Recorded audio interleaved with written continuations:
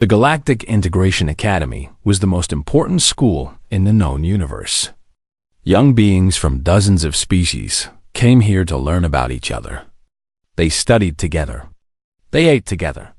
They would one day work together among the stars. Professor HFY stood at the front of the xenobiology classroom. He was a Mallory, tall and thin like a walking plant. Glowing fronds grew from his head instead of hair. They changed color with his mood. Right now they glowed a calm blue. "Today we have a special lesson," he announced. His voice was soft but carried to every corner of the room. "You will see something that most beings never see in their entire lives." The students shifted in their seats. There were 12 of them from 6 different species. The Gralians looked like large deer that walked on 2 legs. Their big eyes were made for spotting danger. The Chelith were insect-like creatures that shared one mind between their 3 bodies. The Nemerans were fish people who wore special suits filled with water so they could breathe on land. And then there was Elena Vasquez. The only human. She sat in the middle row, her dark hair tied back in a simple ponytail. She was smaller than most of her classmates, but she never seemed to notice or care. While the other students whispered nervously about the special lesson, Elena just watched the professor with curious brown eyes. Professor HFY pressed a button on his desk. The wall behind him slid open. 4 security guards walked in, pushing a large metal container on wheels. The container hummed with energy. A containment field surrounded whatever was inside. "Class," the professor said, "meet a Varkath." The containment field flickered to show the creature inside. Several students screamed. One of the Gralians fainted. The Chelith's 3 bodies grabbed each other in fear. The Varkath was a nightmare made real. It had 6 legs covered in scales as black as space itself. Its body was low to the ground, like a hunting cat, but much larger. Tendrils grew from its face, always moving, always tasting the air. 6 eyes glowed red in the darkness of its skull. Elena leaned forward in her seat. She had never seen anything like it. The Varkath is one of the most dangerous predators in the galaxy, Professor HFY explained. His fronds had turned yellow with caution. They can smell fear. Those tendrils detect the chemicals that prey animals release when they are afraid. The more afraid you are, the more it wants to hunt you.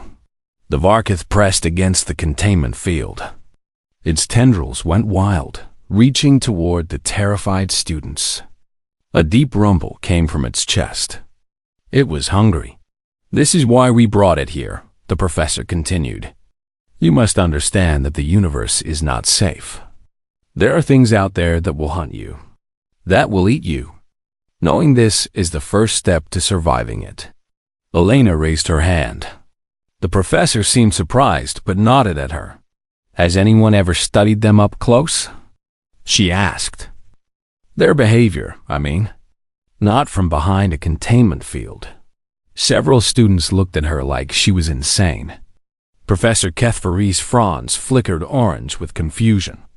"No one has survived close contact with a wild Varkath," he said slowly. "They are pure predators. They exist only to hunt and kill." Elena nodded and looked back at the creature. It had stopped pressing against the field. Its 6 eyes were now fixed on her. She held its gaze without looking away. The lesson continued. Professor HFY explained the Varkath's biology, how its scales could stop most weapons, how its tendrils could track prey across vast distances, how it could go months without food and then eat 3 times its body weight in a single feeding. The students took notes with shaking hands. The fear in the room was thick enough to taste. The Varkath paced inside its cage, excited by so much prey so close. Then the lights flickered. The containment field sparked once, twice, 3 times. Professor HFY's fronds went white with pure terror. "No," he whispered. "No, this cannot be happening." The containment field died.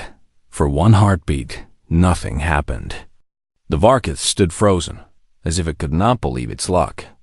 Then, the students began to scream and run. The classroom doors sealed automatically. Safety protocols designed to contain dangerous creatures also trapped the students inside with one. Bodies crashed against each other as everyone tried to reach exits that would not open. The Varkith dropped from its platform to the floor. Its claws clicked against the hard surface.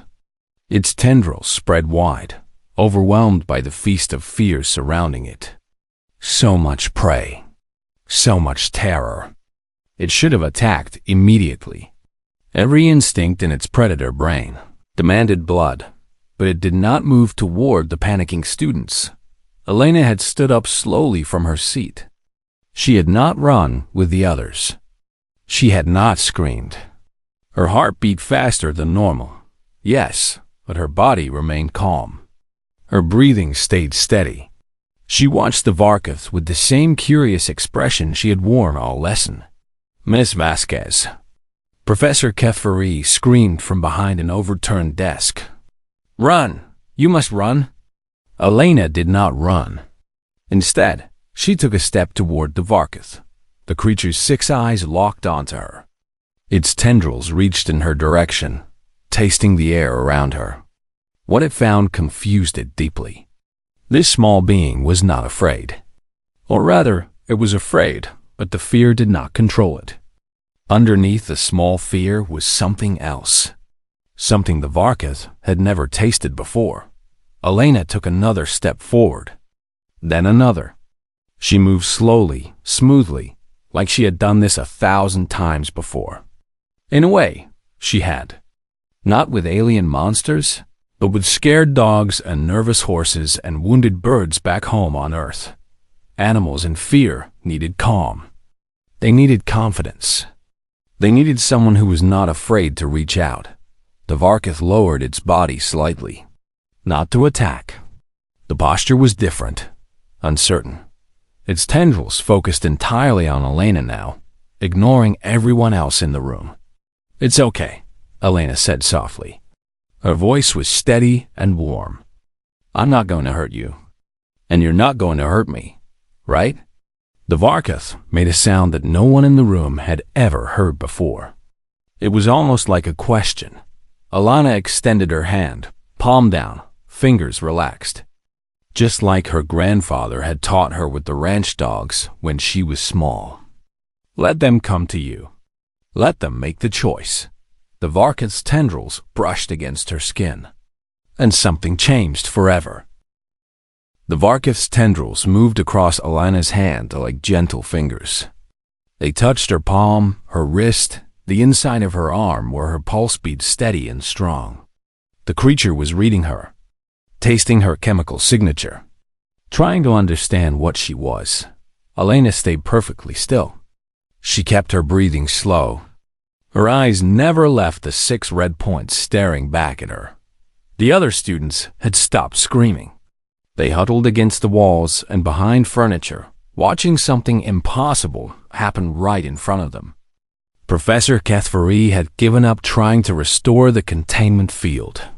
His fronds had gone completely dark with shock. The Varkith found what it was looking for in Elena's blood chemistry. Ancient markers. Old patterns. The signature of a species that had once hunted across endless plains. That had chased prey until it collapsed from exhaustion. That had looked into the eyes of wolves and seen not enemies but partners. This small being was not prey. She was a predator. Different from the Varkith, yes. Smaller and softer and without claws or scales. But a predator still. And more than that, she was a predator who was not trying to challenge or kill.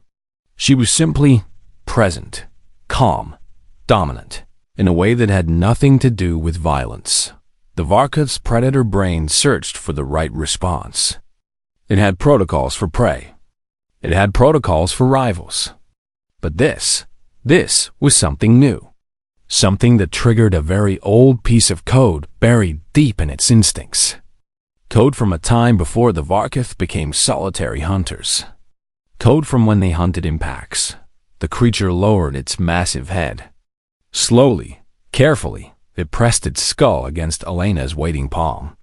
"Oh," Elena breathed. Her hand looked tiny against the dark scales. "Hello there." The security team finally broke through the sealed doors. They poured into the room with weapons raised, ready to kill the Varkath before it killed anyone else. What they found stopped them cold.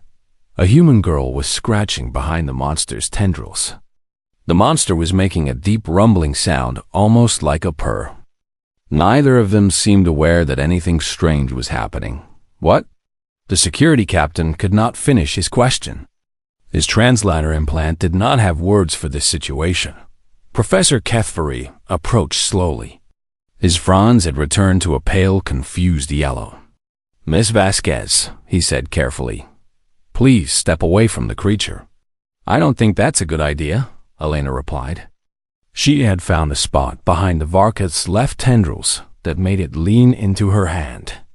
"He's just scared." There were too many scared people and too much noise. "He doesn't know what to do." "He?" The Varkath does not have gender. It is a pure predator. It does not get scared. Elena shrugged slightly. Then why hasn't he eaten anyone? No one had an answer for that. The Academy called in experts. Behavioral xenologists who had spent decades studying predator species. Military observers who wanted to know if this could be weaponized. Researchers from 12 different planets who specialized in impossible things. They ran tests on Elena for 3 days straight. Blood samples, brain scans, pheromone analysis. They measured her heart rate and her stress hormones and the electrical patterns in her nervous system. What they found changed everything. "Humans are pursuit predators," explained Dr. Venn, a Karath scientist who looked like a floating cloud of blue gas.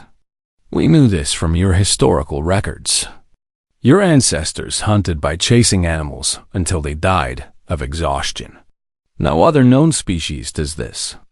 It is uniquely terrifying." Elena sat in a comfortable chair while machines beeped around her. That was millions of years ago. Evolution does not care about time. The markers remain in your blood. Your body chemistry still reads as a hunter to other species. But that is not the truly remarkable thing. Dr. Venn floated closer. "You also carry the markers of symbiosis." Symbiosis? Partnership, bonding. Your ancestors did something that no other intelligent species has ever successfully done. They took apex predators and made them into companions. Wolves became dogs. You hunted together. You slept together. You trusted each other with your lives. Elena thought about her grandmother's old golden retriever, about the farm cats that had slept in her bed as a child, about the horses she had ridden before leaving Earth. We like animals. You domesticated murder machines through pure stubbornness and affection, Dr. Venn said. The Varkath's brain does not have a category for you. You are not prey, because you do not act like prey. You are not a rival, because you are not trying to fight.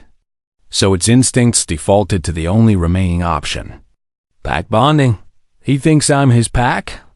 Worse, he thinks you are his pack leader. And once a Varkath bonds, it bonds for life. Elena was quiet for a long moment.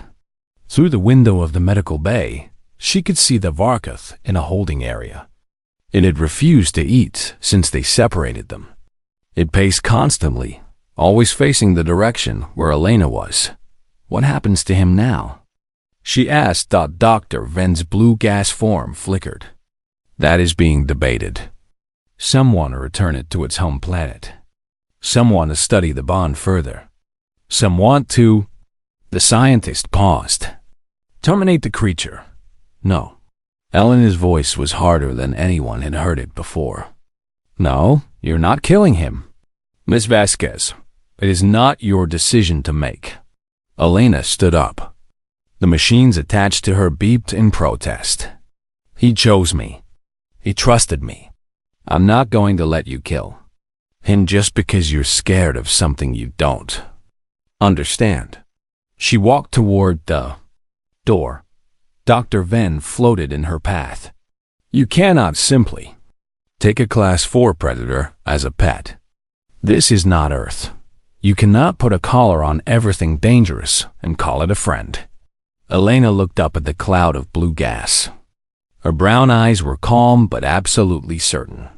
Watch me. She pushed past the scientist and walked out of the medical bay. The security guards in the hallway did not try to stop her. Something in her expression made them step aside. When she entered the holding area, the Varkas stopped pacing immediately. It moved toward her so fast that the observers watching on cameras gasped in fear. But the creature did not attack. It pressed its head against her chest and made that deep rumbling sound again. Hey, Elena said softly, wrapping her arms as far around its neck as they would reach. I'm here. I've got you. They're not going to hurt you. I promise. The Varkath believed her. The Academy could not decide what to do with Elena Vasquez and her VAR Koth. 3 weeks had passed since the incident in xenobiology class. In that time, Elena had refused to be separated from the creature she had named Obsidian. The name came from Earth, she explained. A type of black volcanic glass. Sharp and dark and beautiful. Obsidian followed her everywhere. To the dining hall, where other students fled in terror until they realized the predator only cared about staying close to Elena. To the gardens, where he would curl around her like a massive scaled cat while she read. To her dormitory room, which had to be specially modified because a Class 4 predator did not fit through standard doors. The Academy split into factions. She must be removed, declared Ambassador Thrall, a Corvan politician whose species had been prey animals for millions of years. His 4 eyes blinked rapidly with agitation. Humans are clearly too dangerous to study alongside civilized species. First they domesticate wolves. Then they befriend Varkath. What next? Will they make pets of black holes? That is exactly why we must keep her, argued Professor Kethvari. His fronds glowed with the purple of deep thought. We have studied humans from their records and reports. But this is the first time we have seen what they truly are. We cannot waste this opportunity. Military observers from the Galactic Compact watched silently from the corner. They did not share their opinions, but everyone could guess what they were thinking. A controlled Varkath could change the balance of power in dozens of conflicts. The students had their own reactions. The Chelith, hive mind, did the math. 3 bodies, 1 mind, always calculating. Proximity to Elena Vasquez reduced probability of predator-related death by 94%. The Chelith began sitting closer to her in every class. The Nemrons were curious. On their water world, they had a similar relationship with certain hunting fish. Nothing as extreme as the human-wolf bond, but they understood the concept of turning predators into partners. One of them, a young male named Cress, gathered the courage to approach Elena in the garden one day. The sharks of your ocean, Cress said through his water suit speakers. You swim with them. Why? Elena looked up from her book. Obsidian raised his head slightly, but did not move from her lap. They're beautiful, she said. And they're not really that dangerous if you understand them. More humans die from falling coconuts than from shark attacks. Cress did not know what a coconut was, but he understood the meaning. You do not fear what others fear. We fear plenty of things. We just don't let fear make all our decisions. The Gralians took the longest to come around. They were the most prey-like species in the class. Their evolution had been shaped entirely by running from danger. Every instinct they had screamed at them to flee from both Obsidian and Elena. But one Gralian, a young female named Sova, had been in the xenobiology classroom that day. She had seen Elena walk toward the Varkath when everyone else ran. She had watched the monster become gentle under human hands. Sova began leaving small offerings outside Elena's door.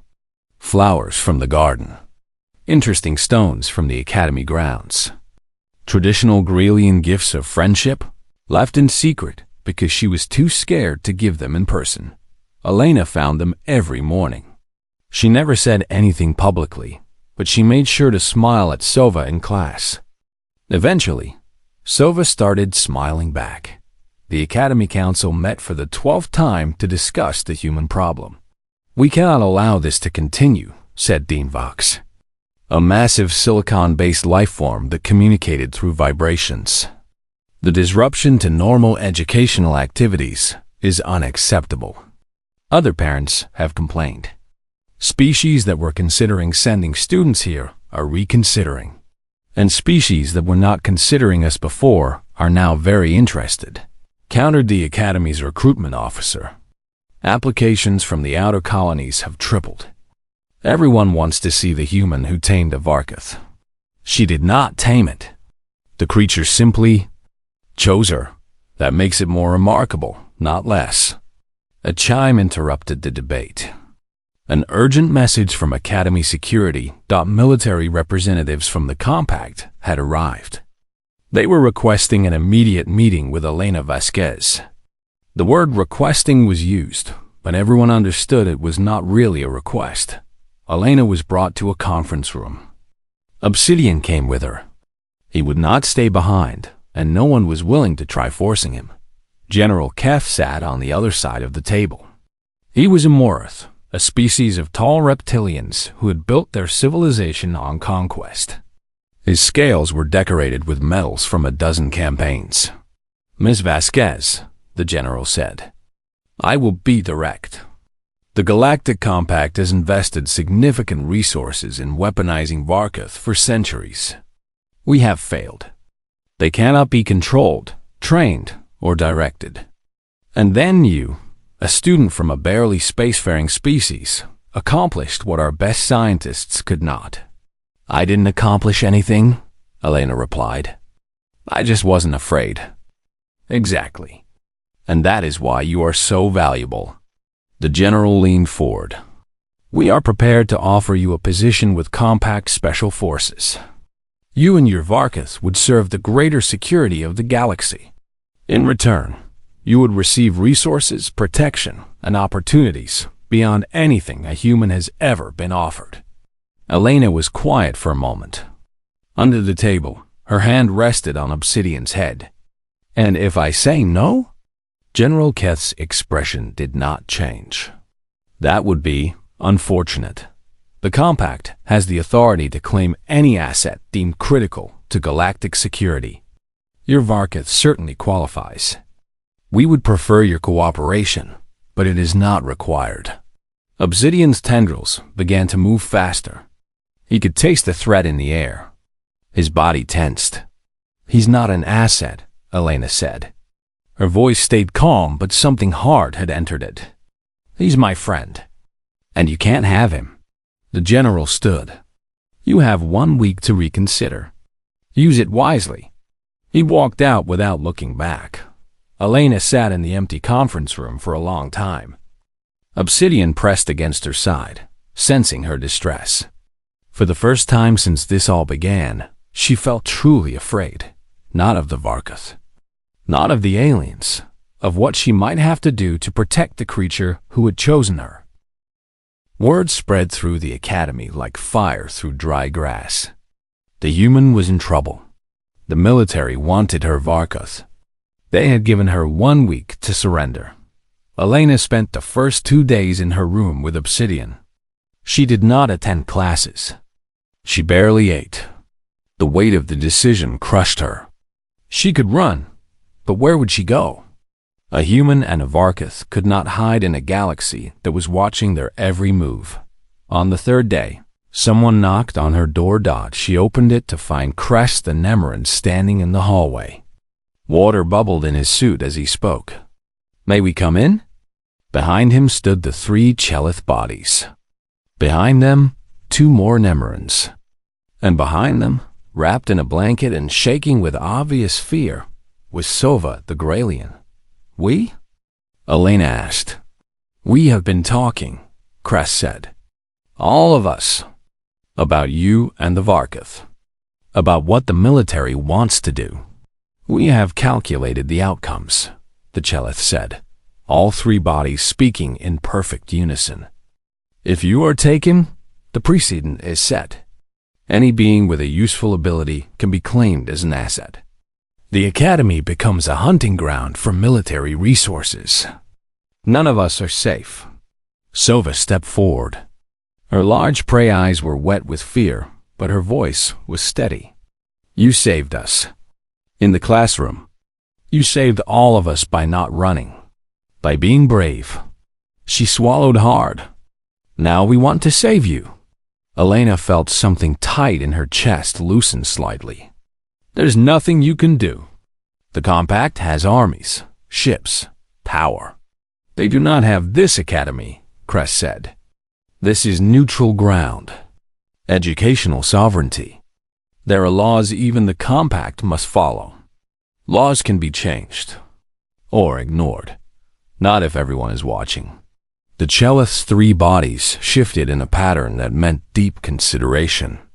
We have contacted students from other classes. Faculty members who disagree with the military approach. Species representatives who fear what this precedent could mean. Word is spreading beyond this academy to the wider galaxy. Elena stared at them. You did all that for me? Sova made a sound that was almost a laugh, though it came out more like a nervous squeak. You walked toward a Varkath. We can make some calls. Over the next 4 days, the academy transformed. Students who had avoided Elena now sought her out. They brought food, information, offers of help. Species that had never spoken to each other before found common ground in opposing the Compact's overreach. Professor Kethvari revealed himself as a surprising ally. His species, the Malori, were ancient and respected throughout the galaxy. When he spoke publicly against the military's demands, others listened. The purpose of this academy, he declared in a broadcast that reached dozens of systems, is to teach young beings that they can work together, that different species can find common ground. If we allow the Compact to see students whenever it finds them useful, we destroy everything we have built. The Compact responded by sending more ships to orbit the Academy station. A show of force. A reminder of who held the real power. The deadline arrived on a gray morning. Elena walked to the main courtyard where General Keth waited with 24 armed soldiers. Obsidian walked beside her, his 6 eyes fixed on the general with an expression that needed no translation. Have you made your decision? The general asked. Elena opened her mouth to answer. She never got the chance. The Chelith moved first. All 3 bodies positioned themselves between Elena and the soldiers, their hard shells forming a living barrier. Then Cress and the other Nemrins flooded the area with water from their suits, creating a slippery barrier that the soldiers struggled to cross. And then, incredibly, impossibly, the Gralians arrived, 20 of them. The most prey-like species in the known galaxy. Creatures whose every instinct screamed at them to run from conflict. They walked into the courtyard and stood in front of Elena, their thin bodies shaking but their feet planted firmly on the ground. Sova was at the front. Her large eyes never left the general. You cannot have her, Sova said. Her voice trembled but did not break. You cannot have either of them. More students arrived. Then faculty. Then administrators. Beings from 12 different species formed a wall of bodies around Elena and Obsidian. Some were scared. Some were angry. All of them refused to move. General Keth surveyed the crowd. His hand rested on his weapon, but he did not draw it. Even the Compact could not fire on an academy full of the galaxy's children without consequences. Professor Kethvari stepped forward. His fronds blazed bright white, the Malori color of absolute conviction. General, he said calmly, I have just received word that your request for student transfer has been denied. Educational sovereignty applies. If you wish to challenge this ruling, you may file an appeal through the proper channels. I am told the process takes approximately 17 years. The general's scales flushed with anger. This is not over. Perhaps not. But it is over for today. Please remove your soldiers from academy grounds. For a long, tense moment, no one moved. Then General Keth turned sharply and walked away. His soldiers followed. The courtyard erupted in cheers. Elena found herself surrounded by beings who had been strangers weeks ago. Beings who had been afraid of her, of Obsidian, of the whole situation. Now they were hugging her, touching Obsidian's scales with curious hands, celebrating a victory that belonged to all of them. Through the crowd, she caught Silva's eye. The Graylian girl was crying. Elena pushed through to reach her. You stood up, Elena said. You were terrified, but you stood up anyway. Silva wiped her eyes with shaking hands. I learned it from you. I learned it from you. 6 months passed. The academy found a new normal. Obsidian became as familiar a sight as the gardens or the library. Students who had once fled at the sight of him now stopped to say hello. Some even brought him treats, though they always asked Elena's permission first. The compact had not given up.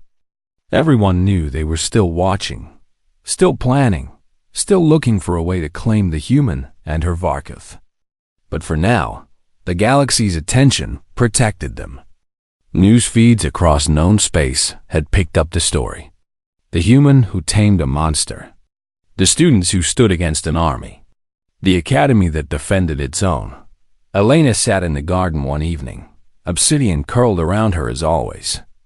The setting sun of the station's artificial day painted everything in shades of orange and gold. Silva approached and sat down beside her. This had become routine over the months. The Graylian girl was still nervous around Obsidian, but she no longer trembled. Can I ask you something? Silva said, always. That day in the classroom, when the containment field failed. Silva paused, choosing her words carefully. Everyone says you are not afraid, that you are incapable of fear because you are human. But that is not true, is it? Elena smiled slightly. No, it's not true. Then what were you feeling? When you walked toward the Varkuth? Elena thought about the question. She had been asked it many times by researchers, journalists, curious students. She had never given a complete answer. I was terrified, she admitted. My heart was pounding so hard I thought it might burst. Every part of my brain was screaming at me to run. But you did not run. No. Elena stroked Obsidian's scales absently. Because I realized something. Fear is just information. It tells you that something might be dangerous. But it does not tell you what to do about it. Running is one option. Fighting is another. But there is a third option that most species forget. What is that? Reaching out. Elena turned to look at Silva directly.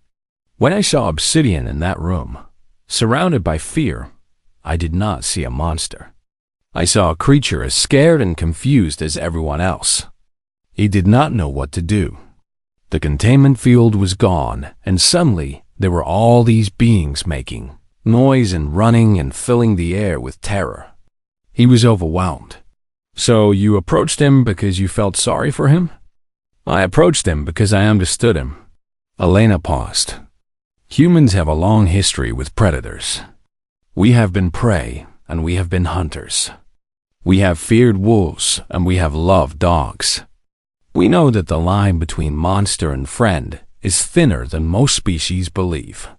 Silva was quiet for a moment. Then she asked the question that had been building for months. Do you think, could I touch him? Obsidian? Elena did not answer directly. Instead, she looked at her Varkuth. What do you think? Silva has been very patient. She has been very brave. Would you let her say hello properly? Obsidian lifted his head. His 6 eyes studied the Gralien. His tendrils reached out, tasting the air around her. He could smell her fear, certainly. But underneath that fear was something else. Curiosity, hope, the desire to understand rather than to flee. Slowly, Obsidian shifted his massive body. He extended his head toward Sova, lowering it until his skull was within reach of her trembling hands. Sova looked at Elena with wide eyes. "Go ahead," Elena said softly. He's saying yes. Sova reached out. Her fingers touched the black scales, expecting cold hardness. Instead, she found warmth. The scales were smoother than she expected, almost like polished stone. Under her hand, she could feel the pulse of Obsidian's life, slow and steady and strong. "Oh," Sova breathed. A tear rolled down her face, but she was smiling. "He is beautiful. He is." The 3 of them sat together as the artificial sun finished setting. A predator, a prey animal, and the human who had bridged the gap between them. Not through force or technology or special abilities. Just through the simple ancient human belief that connection was possible across any divide. Word of this moment would spread through the academy by morning. More students would find the courage to approach. More barriers would fall. The changes Elena had started in that xenobiology classroom would continue to grow in ways no one could predict. Somewhere in the galaxy, the Compact was still making plans. There would be other challenges, other threats, other tests of everything the Academy had built.